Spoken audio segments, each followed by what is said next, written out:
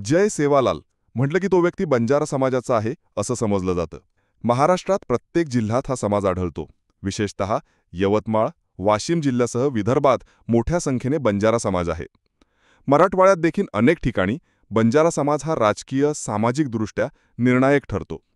बंजारा समाजाचे एकाच घरातील 2 मुख्यमंत्री देखील महाराष्ट्रात झालेत.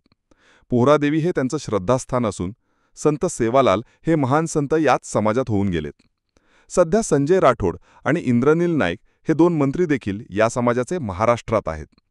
तांड्यावर राहणारा, परंपरा जपणारा, कष्टकारी, लढवय्या आणि चिवट अशी बंजारा समाजाची ओळख आहे. देशात बंजारा समाजाची लोकसंख्या ही 8 ते 10 कोटी असल्याचं बोललं जातं, तर राज्यात ही संख्या 1 कोटींच्या घरात आहे असंही बोललं जातं. हा समाज आता आरक्षणासाठी रस्त्यावर उतरण्याच्या तयारीत आहे. त्याचं कारण आहे हैदराबाद गॅझेट.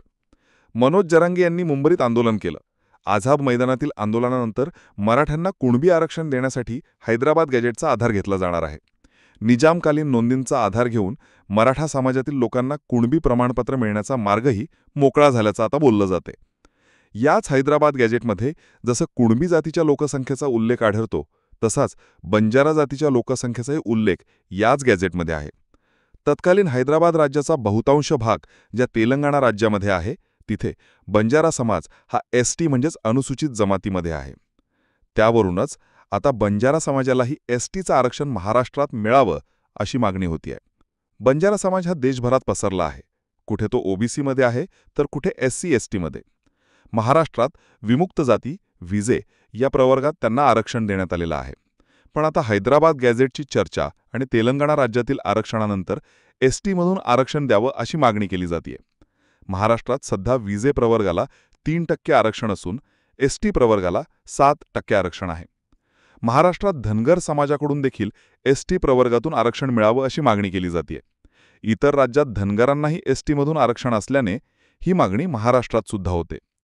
याआधी मनोज जरांगे यांनी सुद्धा बोलताना धनगर आणि बंजारा समाजाला ST प्रवर्गातून आरक्षण द्यावं अशीच मागणी देखील केली होती.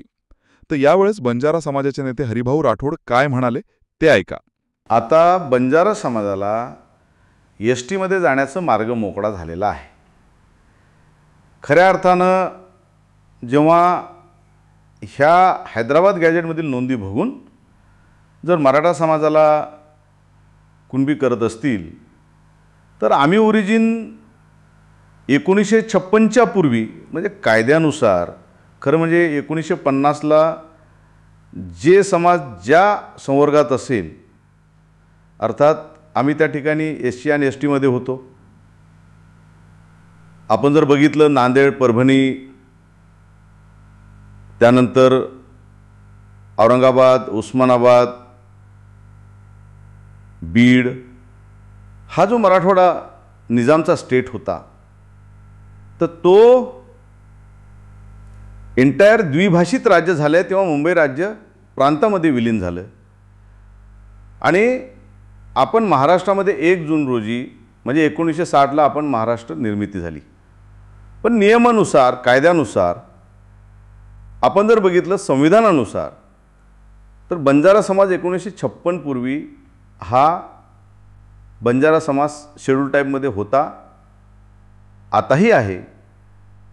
त्यामुळं हा हैदराबाद गॅझेट आम्हाला लागू करण्यात यावं आणि त्यानुसार बंजारा समाजाला शेड्यूल टाईपच्या सगळ्या सवलती देण्यात यावी ही आता मागणी राहणार आहे.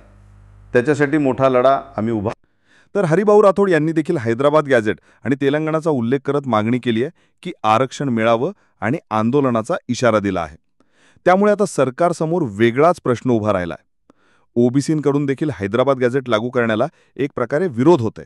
त्यामुळे जरांगे जरी मुंबईतून परत गेले असले तरी आरक्षणाचं संकट मात्र सरकारसमोर वेगवेगळ्या कारणांनी उभा राहिलेली दिसून येते. जरांगेंच्या हैदराबाद गॅझेटच्या मागणीनंतर आता बंजारा समाजाच्या मागणीलाही ताकद मिळालेली आहे. बंजारा आणि वंजारी या दोन्ही जातींबाबत महाराष्ट्रात अनेकदा गोंधळही होतो. अनेकांना वाटतं या दोन्ही जाती एकच आहेत, पण तसं नाहीये. दोन्ही जाती वेगवेगळ्या आहेत. त्यांच्या परंपरा, व्यवसाय, भाषा, राहणीमान, इतिहास हा सगळा वेगवेगळा आहे. महाराष्ट्रात बंजारा समाजाला विजे म्हणजे विमुक्त जातींमध्ये 3% आरक्षण आहे, तर वंजारी समाजाला NTD प्रवर्गात 2% वेगळं आरक्षण आहे. तर राजकीय आणि राष्ट्रीय पातळीवर हे दोन्ही समाज ओबीसींमध्ये मोडतात. आता एकीकडे ओबीसींचे आरक्षण बचाव असं आंदोलन सुरू आहे,